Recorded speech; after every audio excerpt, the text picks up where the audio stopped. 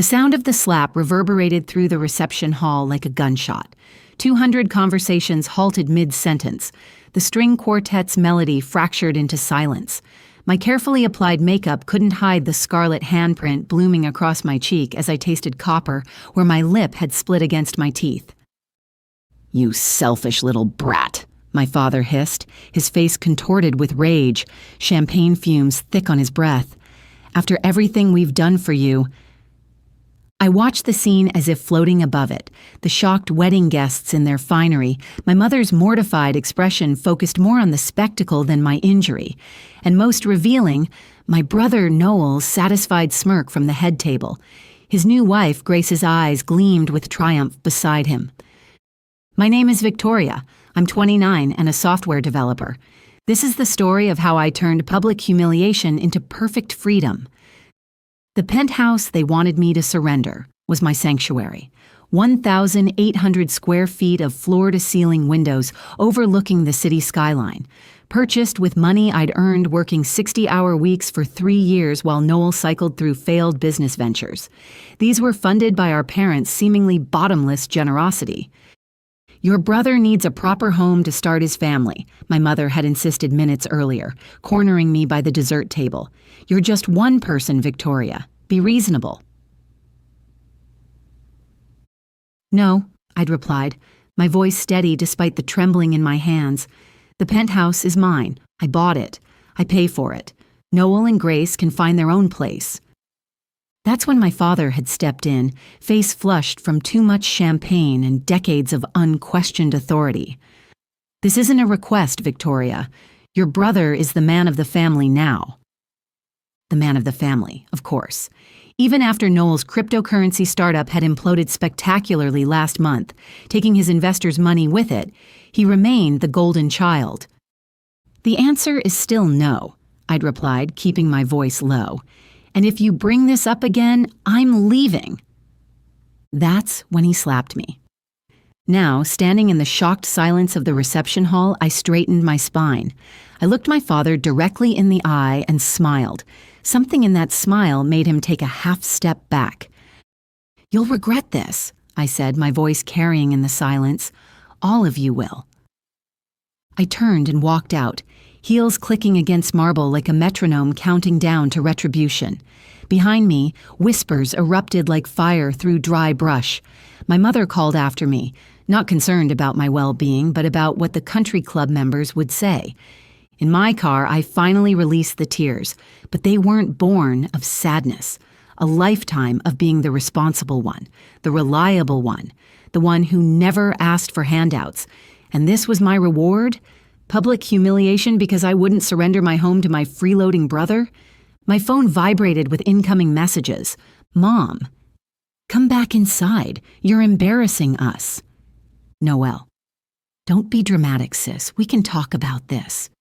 Grace, "Your brother deserves that penthouse more than you." Dad, "You will give Noel the keys tomorrow. This isn't a discussion." I switched off my phone and drove. Not home. I couldn't face the penthouse right now.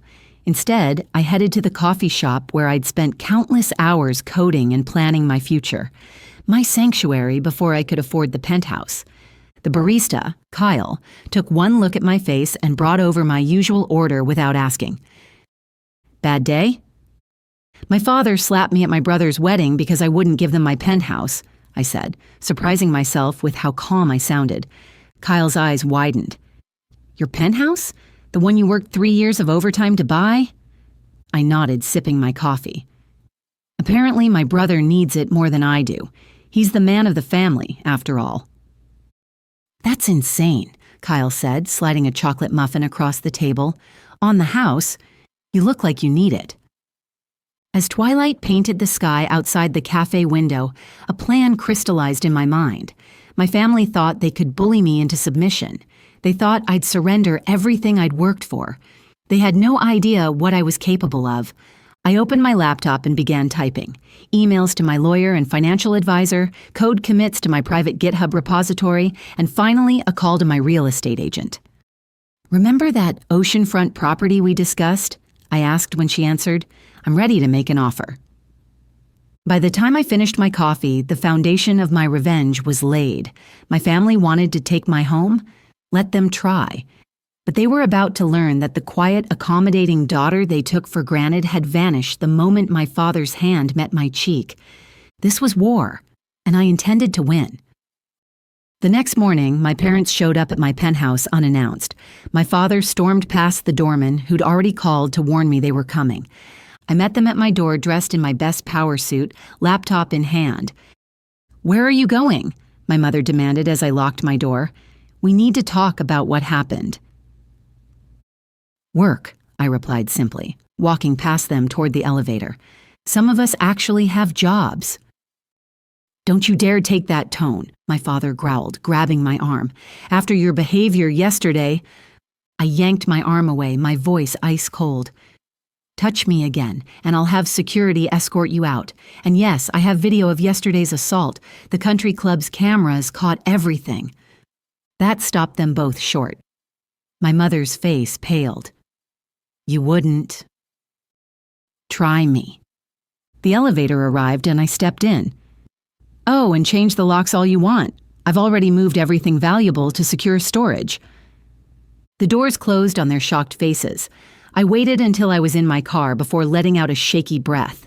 Phase 1 of my plan was in motion. Over the next week, I ignored their calls and messages, which grew increasingly hostile. Noel sent flying monkeys, mutual friends and relatives trying to reason with me. Grace posted passive-aggressive social media updates about selfish people who don't support family. I stayed silent and kept working. What they didn't know was that I'd been preparing for something like this for years. Not this exact scenario. I never expected my father to actually hit me. But I'd always known they'd try to take what was mine eventually. That's why I had receipts for everything. Every penny I'd earned, every bill I'd paid, every improvement I'd made to the penthouse. I had security cameras in every room, backup codes for every lock, and most importantly, I had leverage. You see, during those years of being the responsible daughter, I'd also been the family tech support. I'd set up everyone's computers, phones, and email accounts.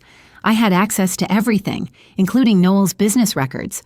I had created backdoor admin accounts on all their devices years ago, and they'd never thought to change passwords or check for secondary access points. As their IT person, I'd kept copies of all access credentials. This gave me a window into Noel's business dealings even after he thought he'd secured his accounts.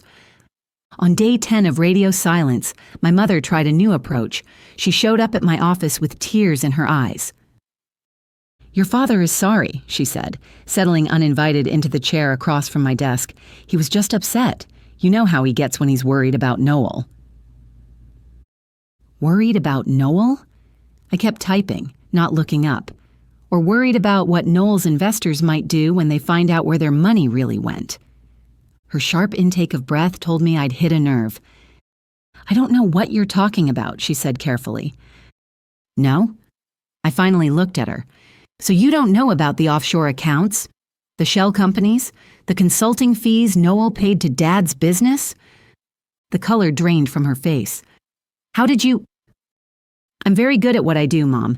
Did you really think I wouldn't notice when Noel used my old coding projects in his crypto startup that failed? The code had my digital signature embedded in it. I could trace exactly how he'd repurposed my work." "It wasn't a scam," she protested weakly. "He just made some mistakes." "Fraud isn't a mistake. It's a crime." I turned my laptop around, showing her the documents I'd compiled, and Dad helped him do it. She stared at the screen, her hands trembling. "What do you want?" "I want to be left alone. No more demands, no more flying monkeys, no more social media drama. The penthouse is mine. End of discussion." "And if we refuse?" I smiled, the same smile I'd given them at the wedding. "Then these documents go to the SEC, along with the video of Dad assaulting me. I'm sure the investors would be very interested in where their money went." "You'd destroy your own family?" Her voice cracked. "You did that when you demanded I give up my home, when Dad hit me, when Noel smirked about it." I turned the laptop back around. "I'm done being the family doormat." She left without another word, but I knew this wasn't over. They'd be angry, desperate even. But I had one more card to play. That evening, I received a call from my real estate agent. The oceanfront property, a luxury apartment complex I'd been eyeing for months, was mine. My tech career had been exceptionally lucrative, and I'd been investing carefully for years. I had built a portfolio that had grown substantial enough to secure financing for the property, the same complex where Noel and Grace had been hoping to rent their dream apartment. I logged into my private GitHub repository and pushed the final changes to my latest project, a property management system I'd been developing on the side. The same system Noel had tried to steal for his failed startup. My phone buzzed with a text from Noel. "Mom told me what you're doing. You can't prove anything." I smiled, sending back a single screenshot of his private server logs. His next message came quickly. "What do you want?" "Distance," I replied. "Complete and total. No contact, no demands, no family obligations. The penthouse and my life are off limits. And if I refuse, then I own your dream apartment complex, have proof of your financial misconduct, and enough documentation to bury both you and Dad. Your choice." The typing indicator appeared and disappeared several times before his response came through. "You've changed?" "No," I wrote back. "I just stopped pretending to be who you wanted me to be." I put my phone on silent and walked out onto my penthouse balcony, watching the city lights flicker to life. The sun was setting on the family I'd known, but I felt lighter than I had in years. Sometimes the best revenge isn't about destroying your enemies. It's about, finally, truly becoming yourself. 3 months after the wedding incident, I sat in my penthouse living room, sipping coffee and reviewing tenant applications for my oceanfront complex. The property was proving to be an excellent investment, especially after I implemented my management system. My phone buzzed with a notification. Noel and Grace had been evicted from their luxury rental after failing to pay rent for 2 months. I had set up automatic alerts for their unit in my property management system, so I received notifications about their payment status. I wasn't surprised. Without Dad's financial support, which had dried up since my revelations about their financial misconduct, they were finally facing reality. A knock at my door interrupted my thoughts. Through the security camera, I saw my father standing there, looking older than I remembered. For a moment, I considered ignoring him, but curiosity won out. "What do you want?" I asked through the intercom. "5 minutes, Victoria, please." I opened the door but didn't invite him in. He stood there, shifting uncomfortably, his usual confidence nowhere to be seen. "Noel and Grace are moving back home," he said finally. "The apartment. They couldn't afford it." "I know. I own the building." His head snapped up, eyes widening. "You? But how?" "Because I'm good at what I do, Dad. I always was. You just never noticed." He seemed to deflate, leaning against the doorframe. "Your mother misses you. We all do." "No," I corrected him. "You miss having someone to push around, someone to sacrifice everything for Noel. That person doesn't exist anymore." "I was wrong," he said quietly, "about everything. The slap, the demands, protecting Noel. I've lost everything because of it." It was true. After my threats of exposure, he'd been forced to step down from his company's board. I'd learned this through business contacts in my professional network, who forwarded me the press release about his early retirement. His reputation in the business community was in tatters, though I'd never actually released the documents. The threat had been enough. "You haven't lost everything," I said. "You still have your golden child. Isn't that what matters?" "Victoria, please. We're family." "Family?" I laughed. "Family doesn't demand someone give up their home. Family doesn't hit you in public. Family doesn't smirk while watching it happen." He flinched at each point, but I wasn't done. "You know what I realized after the wedding? I've never needed any of you. Every success I've had, every achievement, was in spite of you, not because of you." "I know," he whispered. "I know that now." I studied him. This man who'd loomed so large in my life, who'd seemed so powerful and intimidating. Now he just looked small. "5 minutes are up," I said, starting to close the door. "Wait, He reached into his jacket and pulled out an envelope. "Your mother wanted you to have this. It's an invitation to her birthday dinner next week. We would really like you to come." I took the envelope but didn't open it. "I'll think about it." After he left, I sat on my balcony, turning the invitation over in my hands. Part of me wanted to throw it away to maintain the distance I'd worked so hard to establish, but another part, a stronger part, knew that true victory wasn't in perpetual estrangement. It was in having the power to choose my own terms. The following week, I did attend my mother's birthday dinner. I arrived late and left early, speaking little but observing much. Noel and Grace sat in sullen silence, their designer clothes replaced by department store brands. My father stayed sober, watching his words carefully. My mother tried too hard, her smile brittle with anxiety. They were all walking on eggshells, afraid of the power I now held. But I had no interest in wielding it like a weapon. Instead, I used it as a shield, protecting the life I'd built for myself. Over the following months, a new family dynamic emerged. They learned to respect my boundaries, to accept that I wouldn't be their safety net anymore. Noel and Grace found modest jobs and a small apartment they could actually afford. My father stayed involved but distant, sending occasional emails about business opportunities he thought might interest me. My mother took longer to adjust, still trying to play peacemaker, still hoping for the daughter she'd always wanted me to be. But eventually, she too learned to accept the woman I actually was. One year after the wedding, I hosted a small dinner party in my penthouse, not for family, but for the people who truly supported me. Kyle from the coffee shop, who'd given me space to plan my revenge over countless cups of coffee. He had since become my boyfriend after months of growing closer through regular coffee dates. My real estate agent, who'd helped me secure my newest investment. My lawyer, who'd protected my interests without question. As we enjoyed dinner on my balcony, watching the sunset paint the city gold, Kyle raised his glass. "To Victoria," he said, "who turned a slap into an empire."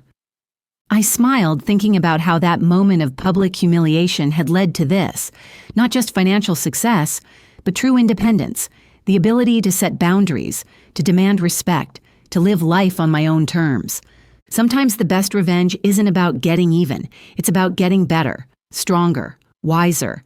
And sometimes it's about learning that the family you choose can be more valuable than the family you're born into. I raised my glass to join the toast, finally at peace with all of it. The slap, the demands, the aftermath. They had tried to take my home, but instead, they'd given me my freedom. And that was worth more than any penthouse. My relationship with my family would never return to what it was before. We maintained a distant formal connection with clear boundaries that they now respected. I'd forgiven them enough to allow limited contact, but would never again allow them the power to hurt me. That chapter was permanently closed.